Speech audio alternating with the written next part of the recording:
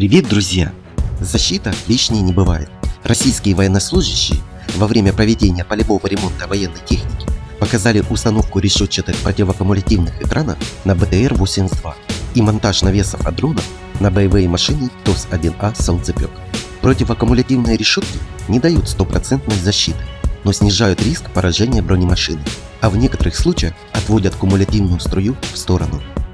На данной машине БТР-82М устанавливаем решеточные от гранатомета.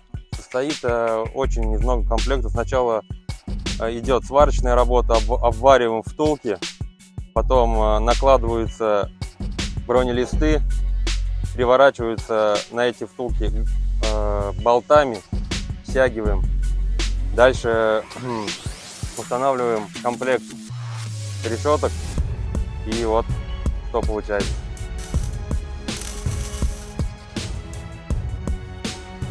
На этом на сегодня все. Друзья, спасибо за просмотр и помощь каналу.